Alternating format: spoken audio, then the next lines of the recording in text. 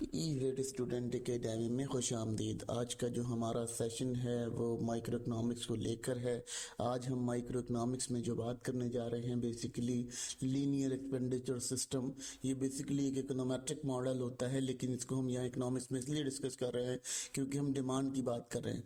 तो ये किस तरह का मॉडल है जो डिमांड के ऊपर बात करता है, लेकिन इसमें अप्लाइड इकोनॉमिक्स के ऊपर जब हम देखते हैं तो ये वहाँ बड़ा कारगर साबित होता है। बेसिकली ये क्या करता है, ये प्रैक्टिकल एक्सप्लेनेशन देता है आपकी गुड्स के बीच में, आपके गुड्स के दरमियान में, और आपकी डिफरेंट किस्म की गुड्स जो मार्केट में चल रही होती हैं उनके दरमियान में क्लियर एक्सपेंडिचर देता है। बेसिकली ये क्या करता है, ये इंडिविजुअल गुड्स या इंडिविजुअल कमोडिटी के ऊपर बात नहीं करता, ये मैक्सिमम क्वांटिटीज के ऊपर बात कर रहा होता है, मैक्सिमम गुड्स के ऊपर बात कर रहा होता है।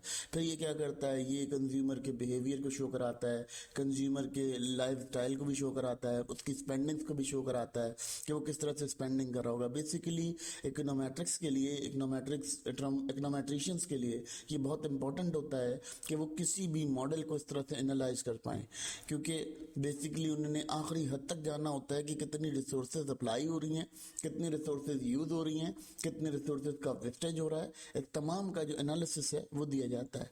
बेसिकली बाकी तो जो मॉडल हैं वो क्या हैं, वो बेसिकली आपकी बुक मॉडल है, यानी बुक से है, ठीक है, यानी रियल वर्ल्ड के मॉडल नहीं है। लेकिन ये जो मॉडल मैं आपको डिस्कस कर रहा हूँ, जो करंटली हमने डिस्कशन की है, ये मॉडल रियल वर्ल्ड से रिलेटेड है। ये रियल वर्ल्ड की असल सूरत हाल को बताते हैं और असल सूरत हाल को वाज़ेह करने में मदद करते हैं कि रियल वर्ल्ड में क्या चल रहा है। बेसिकली ये क्या करते हैं, ये जो आपके कंज्यूमर्स होते हैं उनकी इनकम को शो कराते हैं, उनके बिहेवियर्स को शो कराते हैं, और उनके स्पेंडिंग्स को शो कराते हैं कि किस तरह से वो स्पेंडिंग कर रहे हैं। तो ये बड़ा इंपॉर्टेंट मैटर होता है एक इकोनॉमिस्ट के लिए कि इस तमाम चीज़ों को एनालाइज करना उसके लिए एक ही मॉडल की सहायता ले आसान हो जाता है। और ये बहुत ज़्यादा यूज़ किया जाता है क्योंकि ये बहुत ज़्यादा सिंपल होता है और कोई कॉम्प्लेक्सिबिलिटी नहीं होती, और बहुत ईजिली ये अपनी डिमांड एनालिसिस दे देता है। अब ये एक मॉडल बड़ा इंपॉर्टेंट होता है क्योंकि ये यूटिलिटी बेस्ड एक्सप्लेनेशन देता है। यूटिलिटी बेस्ड एक्सप्लेनेशन का मतलब ये होता है कि ये बहुत ज़्यादा डीप नॉलेज देता है कंज्यूमर की यूटिलिटी स्पेंडिंग के बारे में या कंज्यूमर की डिस्क्रिशन के बारे में। कैसे कि जी देखें, जो चीज़ें उसको बहुत ज़रूरी चाहिए, लाजमी चाहिए, वो उनकी डिमांड तो कम नहीं कर सकता। वो क्या करेगा, वो उसकी क्वांटिटी कम कर देगा और लिमिटेड क्वांटिटी में परचेज करने लगेगा।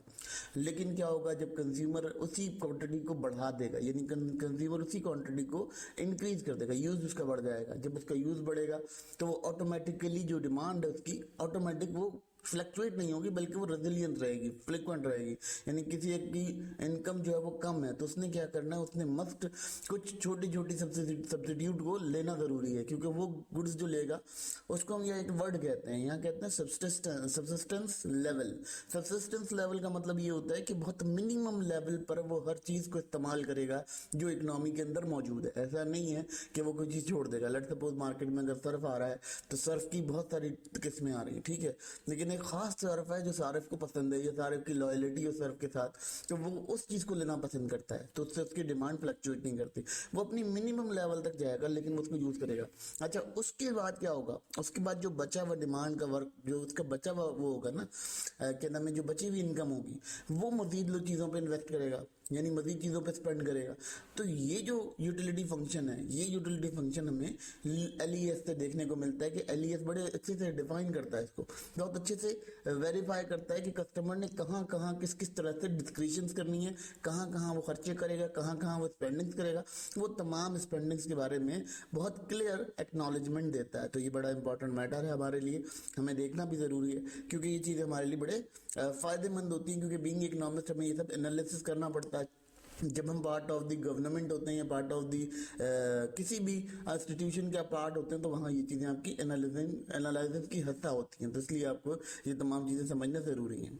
एक और एक्सप्लेनेशन ये बड़ी क्लियर देता है, ये देता है जी सब्सिस्टेंस कंजप्शन। सब्सिस्टेंस कंजप्शन क्या होती है कि जो भी उसकी अर्निंग हो रही है, ठीक है, अर्निंग उससे अच्छा है। इसमें एक और मजे की बात आती है कि मनी इल्यूजन का भी कंसेप्ट जो है वो यहाँ से खत्म हो जाता है कि मार्केट में मनी इल्यूजन है।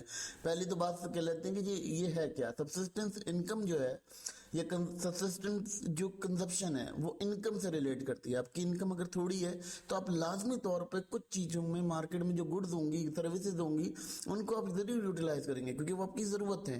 लेट सपोज अगर किसी ने होटलिंग करनी है, किसी ने लीजर के लिए जाना है, तो वो एक आध दिन ज़रूर इसको एंजॉय करेगा, जिससे क्या होगा कि उसकी डिमांड पर फर्क नहीं पड़ेगा।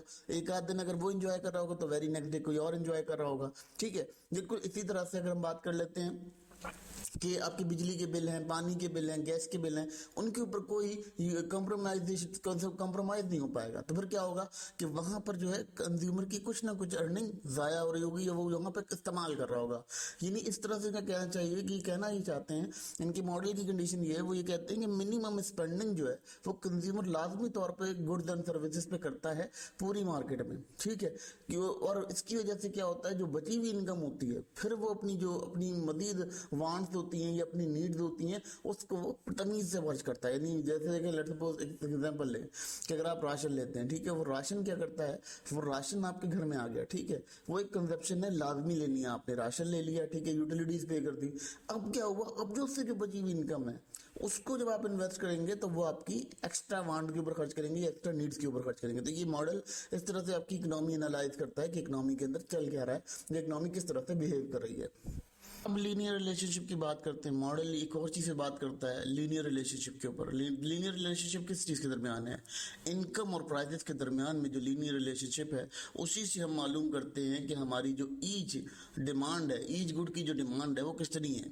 यानी लेट सपोज अगर मेरी इनकम 50,000 है और मैं जो है वो होटलिंग कर रहा हूँ या होटलिंग करने का इंटरेस्ट रखता हूँ, तो उसमें क्या होगा कि मैं पहले अपनी तमाम स्पेंडिंग्स जो है वो कर लूंगा, नीड्स पूरी करूंगा, पहले अपनी जो बेसिक नीड्स हैं। उसके बाद मैं क्या करूंगा, बेसिक नीड्स के बाद जो स्पेंडिंग बचेगी मैं उसको वहां खर्च करूंगा ताकि वो मेरे लिए कारगर साबित हो, बेहतर साबित हो। तो ये किस तरह से मालूम किया जाएगा, इसको मालूम करने के लिए हम इनकम और प्राइस की जो लीनियर रिलेशनशिप है उसको रखते हैं। तो ये हमारी जो एस्टिमेशन है वो बिल्कुल क्लियर हमें वाज़ेह हो जाती है और बिल्कुल क्लियर समझ में आता है कि हमारी जो एस्टिमेशन है वो किस तरह से डील कर रही है, इसकी डीलिंग क्या चल रही है। ये तमाम मामला यहाँ देखना बहुत ज़रूरी है क्योंकि बीइंग इकोनोमेट्रिशियंस आप लोगों को ये तमाम चीज़ें ड्राइव करनी पड़ती हैं। लेकिन माइक्रो इकोनॉमिक्स में इसलिए पढ़ाया जा रहा है, ये एज ए थ्योरेटिकल पढ़ाया जा रहा है, लेकिन जब हम इकोनोमेट्री में इसकी बात करेंगे तो बहुत क्लियरली करेंगे कि वहाँ पे हम इसकी डेरिवेशंस और चीज़ों को देखेंगे कि किस तरह से डील कर रही है, किस तरह से इनकी ट्रीटमेंट चल रही है। अब यहाँ देखिए स्टूडेंट्स, यहाँ एक इक्वेशन दिखाई जा रही है आपको। ये इक्वेशन कहलाती है stones utility function. Stones utility function में क्या हो रहा है, बी जो है यहाँ पर बजट को शो कराता है कि बजट आपका लिमिटेड है, बहुत थोड़ा है, कंस्टेंट बजट है, ठीक है।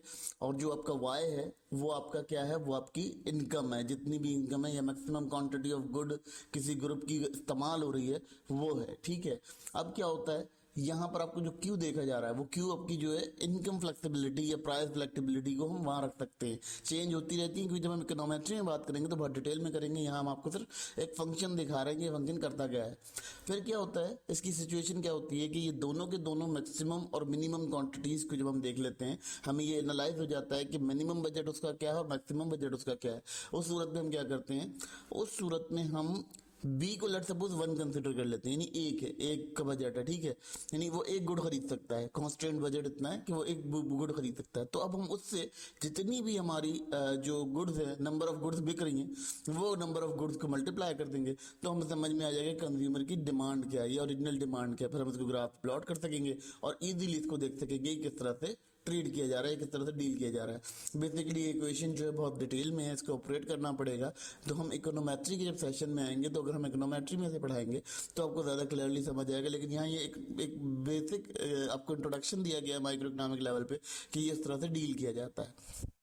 बेसिकली जो ये रियल वर्ल्ड एप्लीकेशंस होती हैं ना, ये बहुत ज़्यादा डिफिकल्ट होती हैं और इनको करना भी पड़ता है, बहुत ज़्यादा क्लियरली इसको आइडेंटिफाई करना पड़ता है, जिसकी वजह से क्या होता है ये बहुत डिटेल में जाके सॉल्व होती हैं। तो इसकी जो कंडीशंस हैं वो भी माइक्रो इकोनॉमिक लेवल पे आपको ये समझाया जा सकता है कि ये स्टोन्स यूटिलिटी फंक्शन है। अदरवाइज ये जो है आगे जाकर हम इसको मजीद इंक्रीज कर सकते हैं, ये आगे जाके मजीद बढ़ सकता है। तो ये मामलात यहाँ देखे जाते हैं और इसकी स्टडी की जाती है। इसीलिए मैं ये कहूँगा कि जो भी बीइंग इकोनॉमिक्स है, ये इकोनॉमिक अपनी एंट्री करना चाहता है तो वो इन मॉडल्स के ऊपर हाथ परफेक्ट करे ताकि फिर उसका जो है वो मकाम या मर्तबा अच्छा हो सके।